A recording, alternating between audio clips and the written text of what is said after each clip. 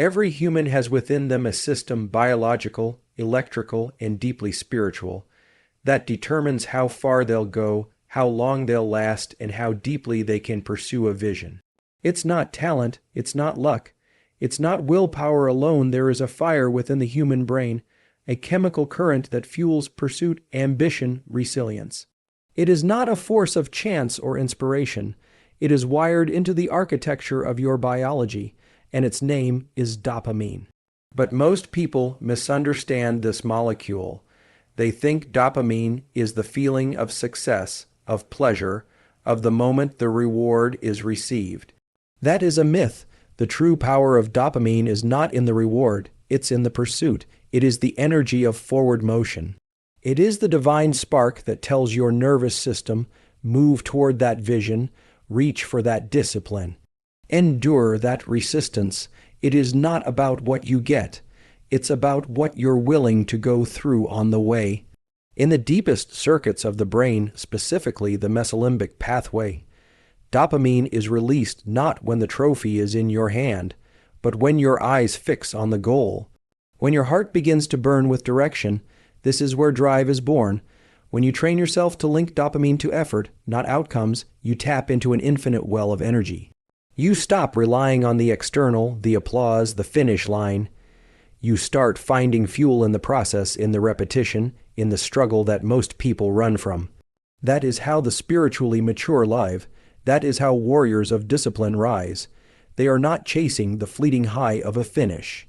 They are anchored in the sacred pursuit, and this is not just theory, it is chemistry. Your brain spikes dopamine in response to novelty, but it also adapts. The more you chase quick wins, the more you burn out the system, you flood it, then it crashes. But when you learn to derive pleasure from the process, from the grind, the discipline, the silence where no one sees, your brain starts to rewire. You build a baseline that doesn't collapse. You train your spirit to run when others walk. This is the difference between addiction and anointing. One chases the feeling, the other endures for the calling. Dopamine is a messenger, but it only serves those who know how to wield it. You must be ruthless in what you tie it to. If you tie it to likes, to applause, to comfort, your system will betray you. But if you tie it to action, to consistency, to the honor of doing the hard thing again and again, then your brain will begin to serve your mission. That is how empires are built. That is how legacies are carved, not through momentary success, but through the mastery of pursuit.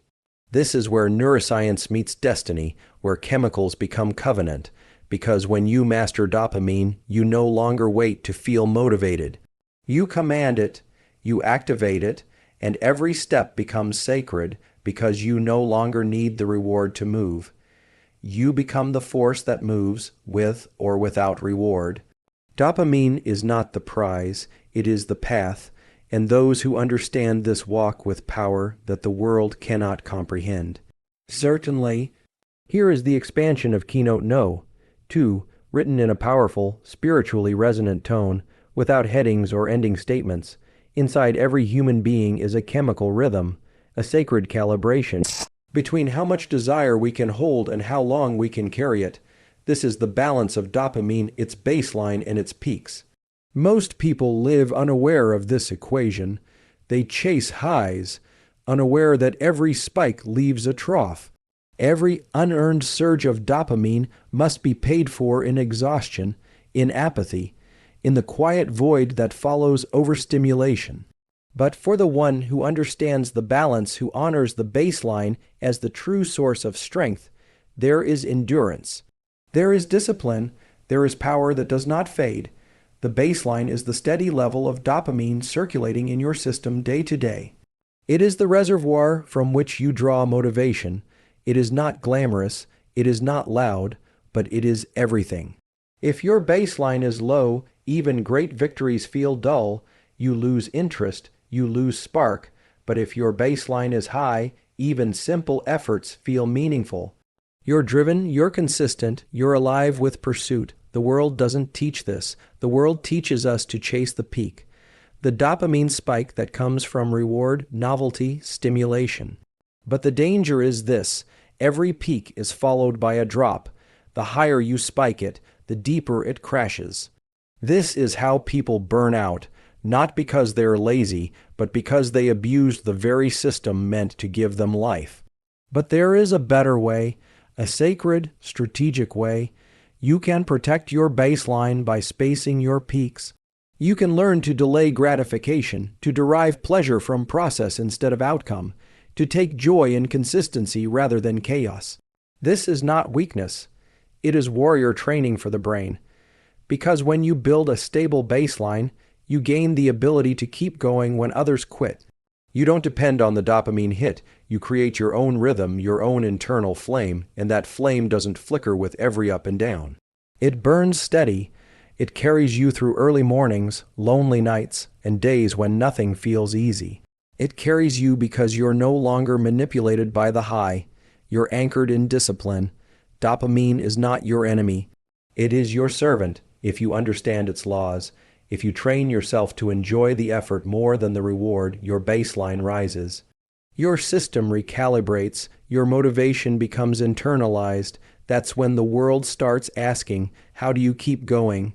Where does your drive come from? And the answer is not external, it is deeply spiritual. It is chemical alignment with divine purpose. You are no longer chasing emotion, you are walking in assignment. The brain was built to serve this. But only for those who steward their peaks and protect their baseline, only for those who sacrifice the temporary spike for the eternal flame. That is mastery, not of reward, but of the pursuit itself, certainly. Here is the expansion of Keynote No. 3. Written in a powerful, spiritually infused, and deeply engaging tone, without headings or an ending. There is a deception running silently through the nervous system of this generation, a lie that says the more you reward yourself, the more motivated you'll become. But the truth is written into the chemistry of your brain. When you stack external rewards on top of dopamine-driven behaviors, you begin to poison the process. You teach your brain that the effort itself is not enough. You teach your spirit that obedience must be bought. And over time, the very act that once gave you strength, focus, and joy becomes hollow. What once filled your heart with fire now feels like a burden. The problem is not the behavior. It's what you attach to it. The human brain is built to associate.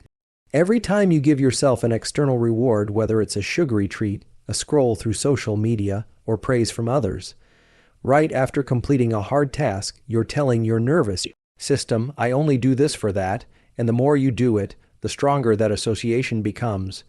You are rewiring your own motivation away from discipline and into dependency. You no longer pursue excellence because it's right. You pursue it because it's rewarded, and that reward becomes your master. The behavior loses its sacredness. Your vision loses its endurance. Your fire begins to flicker. But when you remove the unnecessary rewards, when you strip back the noise and return to the purity of action for action's sake, something divine happens. The brain begins to release dopamine from the effort itself. The pursuit becomes the reward. The process becomes holy. You are no longer bribing your system. You are building it. This is how kings train. This is how soldiers endure. They do not chase gold. They honor the grind, and in that honoring, dopamine is no longer a drug, it becomes a discipline, a sacred rhythm aligned with purpose, not pleasure. This is not about punishment, it is about purity. The more you layer rewards onto your practice, the more fragile your motivation becomes. But the more you detach from those external highs, the more resilient your system becomes. You train your brain to push without needing a treat. You train your heart to remain steady when applause is absent. You train your spirit to rise not because of outcome, but because obedience is its own reward. That's how you outlast those who burn out. That's how you walk with quiet, unshakable fire. This is the difference between those who start strong and those who finish holy. One is driven by dopamine spikes that fade. The other is carried by a baseline forged in fire and silence. When you break the habit of rewarding yourself after every effort, you reclaim the purity of your pursuit. You sanctify your work. You train not for the crown, but for the call. And in that space, dopamine aligns with destiny not because of what you get, but because of what you become. Certainly. Here is the expansion of Keynote No. 4, written in a powerful, spiritually resonant, and deeply engaging tone, without headings or an ending statement. The body was not designed to be numb. It was created to feel, fully, fiercely, and in alignment with purpose. Yet the modern world assaults the senses with so much noise, so much artificial stimulation, that the very system responsible for drive and vitality, the dopaminergic system, becomes overloaded, confused, and eventually depleted. But there are ancient biological tools built into your design that can bring it back. Tools that do not cost money, tools that do not rely on devices or distractions, tools that call your nervous system back into alignment with its original rhythm. Sunlight, movement, cold. When you step into natural sunlight, especially in the early part of the day, you are not just improving your mood. You are triggering a cascade of signals through the retina, directly to the brain's circadian pacemaker. That light tells your brain to wake up, to release dopamine in balance with cortisol, to set the tone for drive and focus. This is not theory. It is neurobiology in motion. Light is not just for vision. It is nourishment for the mind. And when it is harnessed correctly, it elevates your baseline dopamine, not in a spike that crashes, but in a stable rise that lasts. It is the Creator's way of saying, start your day in alignment with light, not screens. Then there is movement, intentional, physical strain that activates your neuromuscular system. Exercise, particularly resistance and endurance training, increases dopamine synthesis and receptor density. But more than that, it reminds your body that effort is holy. It recalibrates the nervous system to associate challenge with reward. You're not just sweating. You are forging resilience at a cellular level. You're training your brain to release dopamine during the process, not after. That is the secret to sustainable discipline. It's not about the high after the workout, it's about the fire during it. You learn to crave effort. You become the kind of person who moves toward resistance instead of away from it. And then there is cold, sacred discomfort. When you immerse yourself in cold water or expose your body to cold air, something extraordinary happens. Your adrenaline surges, your breath sharpens, and your dopamine levels begin to rise powerfully and sustainably. But more than the chemistry, cold teaches your spirit. It teaches you to sit in discomfort without fleeing. It teaches your brain that you are not fragile. You become a furnace that doesn't depend on the world to stay lit. Cold exposure is not about punishment. It is about permission. Permission to awaken the ancient strength within you that has been buried under comfort. These tools, sunlight, movement, coal, are not tricks. They are sacraments, built into your biology, available to you every day. They are how you honor the temple of your nervous system, how you train your brain to rise without addiction, to focus without force, to sustain drive without artificial spikes. They are how you return to natural order, how you allow the dopamine system to recover, to rebuild, to reignite with purity, not by chasing, but by aligning, not by escaping discomfort, but by mastering it.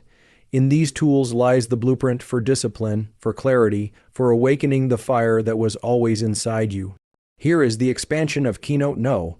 5, written in a powerful, spiritually driven, and deeply engaging tone, without headings or a closing statement. There is a sacred law written into the nervous system. What you delay, you strengthen. What you space out, you preserve. Dopamine is not unlimited. It is not a river that flows endlessly without banks. It is a fire, and like any fire, it needs oxygen.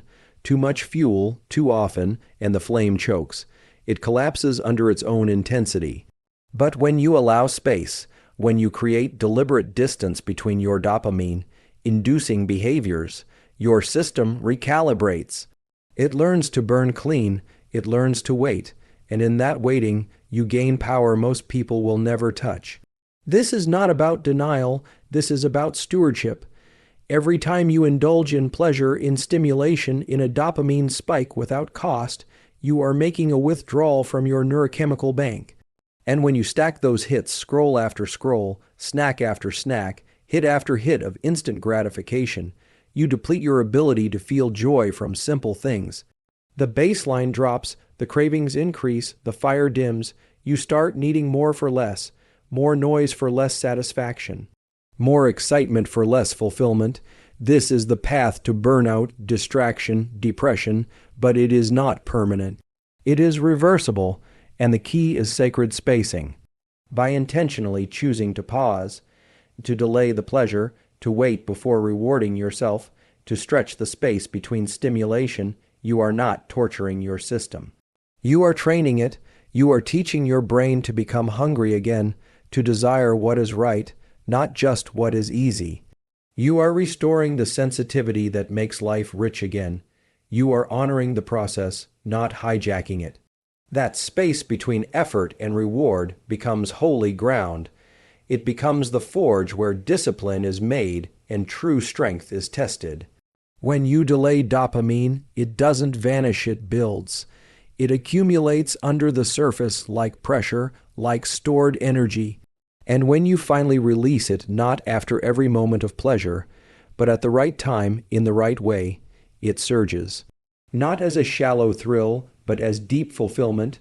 This is how you train your mind to focus longer, to crave less distraction, to enter flow states that don't fade in minutes, but last for hours. Spacing out your dopamine resets the receptors. It sharpens your attention. It returns joy to the simple and power to the present. This is the forgotten discipline of restraint. Not as punishment, but as precision.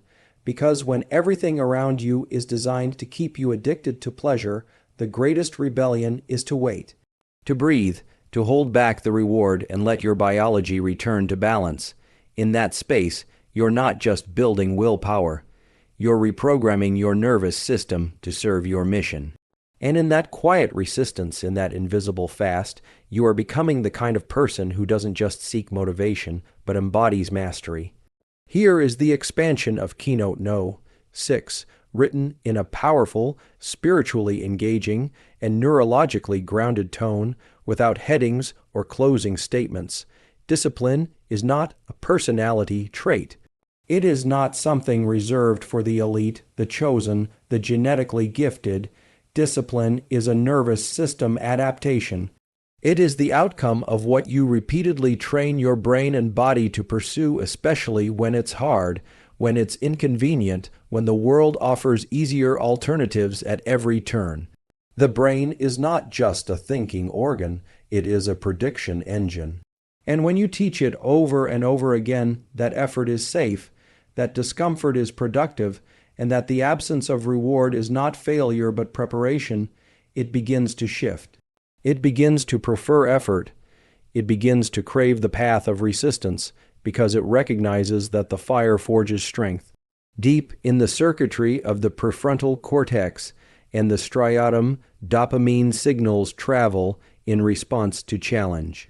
But these circuits don't just light up randomly. They are conditioned. They are trained. And the more you choose effort over ease, the more you carve those circuits like rivers through the desert. They don't just make you feel good, they form identity. You become the person who follows through. You become the person who does the hard thing not because it's easy, but because it's necessary. This is not willpower. This is nervous system literacy. It is spiritual biology. It is taking dominion over the flesh by reconditioning the electrical storms of your mind. The brain was created to follow patterns. It rewards what is repeated. If you repeat avoidance, it rewards it with temporary relief. If you repeat distraction, it rewards it with dopamine drops that fade like mist. But if you repeat effort, deliberate, focused, sustained, then the nervous system learns to find joy in that grind. The pursuit itself begins to trigger the release of chemicals that once only came after the outcome. And when that happens, you've stepped into a higher level of sovereignty over your mind. You no longer need the world to clap. You no longer need the finish line to feel fulfilled. Your brain begins to fire with power every time you move forward. That is where true discipline lives, not in the absence of failure, but in the presence of steady, self-directed drive. Discipline becomes spiritual when it is no longer about ego or image.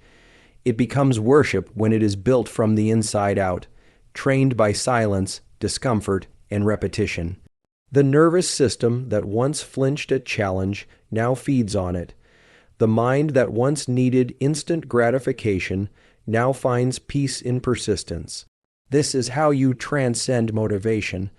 This is how you outgrow dependency on moods, emotions, and momentum. You no longer rise and fall with the weather of your feelings. You walk through the storm with unshakable rhythm, because your nervous system has been trained for it. And when your biology and your spirit are aligned, discipline is not a struggle. It is a state, a place where effort is no longer optional, it is instinct.